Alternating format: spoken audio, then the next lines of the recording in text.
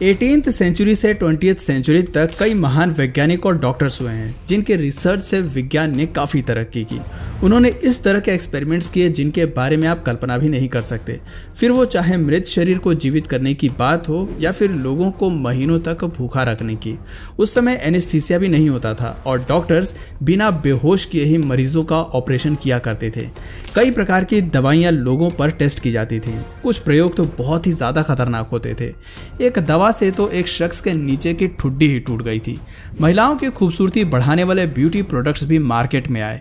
दोस्तों, आज हम आपको एक ऐसी चीज के बारे में बताएंगे जो आज के समय में आपको वाहियात और अजीब लग सकती है, लेकिन बीती सदियों में वो नॉर्मल हुआ करती थी। साल 1944 में मार्शल सटोन ने दुनिया को बेहतर बनाने का सपना देखा था। उन्होंने युद्ध में पार्टिसिपेट करने से मना कर दिया था, लेकिन फिर भी वो अपने देश के लिए कुछ करना चाहते थे। मार्शल ने एक ब्रोशर छपवाया और शहर में बांट दिया, जिस पर कुछ भूखे बच्चों की तस्वीर बनी हुई थी। बच्चे भूख से तड़प रहे थे और उनके पास खाली प्लेट्स थीं। ब्रोशर पर लिखा था, इन लोगों को भोजन मिल सके, क्या इसके लिए आप भूखे रहेंगे? ये मेडिकल एक्सपेरिमेंट का एक इनविटेशन था। उस समय यूरोप और सोवियत यूनियन में बड़ी संख्या में लोग भूखमरी का शिकार हो रहे थे। इस एक्सपेरिमेंट के लिए मार्शल को कुछ स्वस्थ लोगों की ज़रूरत थी। करीब 200 वॉलंटियर्स में से 36 लोगों का सिलेक्शन हुआ और 3 महीने तक मार्शल ने उनके ऊपर एक्सपेरिमेंट किया। उन्हें दिन में 2 बार खाना दिया जाता था, जिसमें गोभी, शलगम और आधा गिलास दूध होता था। अगले दिन केवल ब्रेड और बीन्स लोगों को खाने में दिए जाते थे। मार्शल का कहना था कि जो लोग भूखमरी का शिकार हो रहे हैं उन्हें मीट नसीब नहीं होता होगा। 1800 से भी कम कैलोरीज इन लोगों को दी जाती थी और इसके बाद हर हफ्ते 22 मील उन्हें दौड़ने के लिए कहा जाता था, जिससे कैलोरीज बर्न हो सके। कई पार्टिसिपेंट्स ने बीच में ही इस एक्सपेरिमेंट से अपने पैर वापस खींच लिए।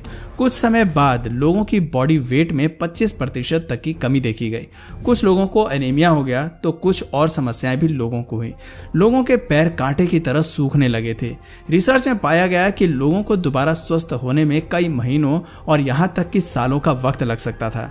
इस एक्सपेरिमेंट के बारे में man and hunger a book में लिखा गया है कि कैसे भूखमरी से तड़प रहे लोगों की मदद की जा सकती है। उन लोगों को शोर से दूर रहना चाहिए, थोड़ी प्राइवेसी की भी ज़रूरत होती है। 1840 के दशक के आसपास डॉक्टर्स को सर्जरी के बारे में अच्छी जानकारी हो गई थी, लेकिन एनेस्थीसिया न होने के कारण लोगों को बेहोश नहीं किया जाता था। ऑपरेशन के दौरान मरीज दर्द से करा रहे होते थे। डॉक्टर्स को जल्द से जल्द ऑपरेशन खत्म करना होता था, क्योंकि दर्द से मरीज की हार्ट बीट रुकने का खतरा भी बना रहता था। इसलिए कुछ मिनट्स में ही सर्जरी को पूरी कर ली जाती थी। ब्रिटेन में रॉबर्ट लिस्टन नाम के एक सर्जन हुए जो काफ़ी प्रसिद्ध थे। कुछ ही मिनट्स में वो किसी के भी पैर का पूरा ऑपरेशन कर दिया करते थे। उनके 10 ऑपरेशंस में से औसतन केवल 1 शख्स की मौत होती थी। ये आंकड़ा आज के समय के हिसाब से आपको ज़्यादा लग सकता है, लेकिन उस समय ऑपरेशन के समय 4 में से 1 शख्स की मौत हो जाती थी। रॉबर्ट लिस्टन एक बार एक पेशेंट की पैर की सर्जरी कर रहे थे। पैर को काटते समय उनसे एक सहायक की उंगली कट गई, लेकिन रॉबर्ट को ऑपरेशन जल्द से जल्द खत्म करना था और उन्होंने सर्जरी जारी रखी। इसी बीच एक सीनियर सर्जन के हाथ पर भी एक ब्लेड लग गया। करीब 2 दिनों के बाद मरीज और उंगली कटने वाले सहायक की मौत हो जाती है और बाद में सीनियर सर्जन भी मर जाता है। ऐसा इसलिए क्योंकि तीनों के शरीर में एक ही इन्फेक्शन फैल जाता है। ये इतिहास के उन चुनिंदा केसेस में से एक है जहां पर एक सर्जरी में डेथ रेट 300% रहा है। मृत लोगों को दोबारा जिंदा करने को लेकर भी इतिहास में कई एक्सपेरिमेंट्स किए गए हैं। साल 1818 में एंड्रयू यूरी ने भी एक ऐसा ही एक्सपेरिमेंट किया था। मेडिकल फील्ड में योगदान के लिए यूरी को आज भी याद किया जाता है। साल 1751 में स्कॉटलैंड ने एक रूल पास किया था कि मौत की सजा पाने वाले लोगों की डेड बॉडी को मेडिकल पर्पस और एक्सपेरिमेंट्स के लिए इस्तेमाल किया जा सकता है।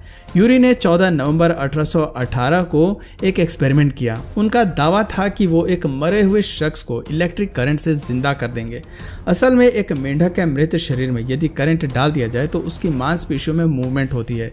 यूरी ने कहा कि इंसानों में भी ये संभव है। एक्सपेरिमेंट देखने के लिए बड़ी संख्या में लोग इकट्ठा हुए। यूरी ने डेड बॉडी के गर्दन के पीछे कट लगाया और बिजली के तारों को रीढ़ की हड्डी से जोड़ दिया। उन्होंने बॉडी में करंट छोड़ा और उसमें थोड़ी हलचल होने लगी। ये नज़ारा देख वहां मौजूद कई लोग बेहोश हो गए। पहली बार किसी लाश को अपने आप उन्होंने हिलते हुए देखा था। इसके बाद यूरी ने उनके लंग्स को करंट दिया जिससे वो सांस ले सके। इस प्रयोग में भी वो सफल होते नजर आए और उनके फेफड़ों ने इनहेल और एक्सहेल करना शुरू कर दिया।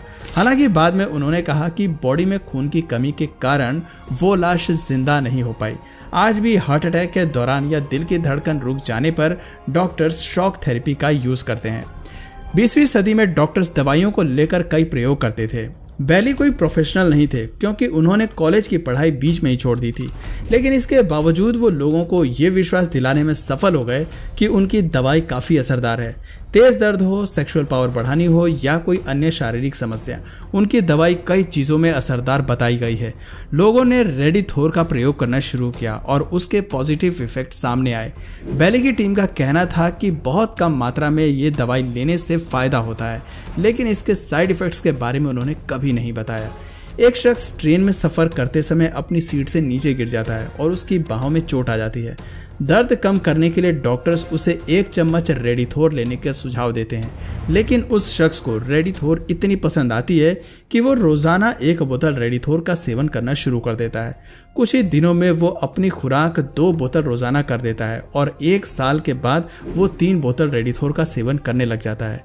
एक दिन अचानक उसके नीचे का जबड़ा यानी कि ठुड्डी नीचे गिर जाती है। यह कोई मजाक नहीं था, बल्कि सच में उसका नीचे का जबड़ा अलग हो जाता है।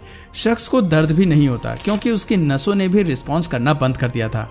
डॉक्टर्स उसे एक नया जबड़ा लगाते हैं, लेकिन कुछ ही समय में उसकी मौत हो जाती है।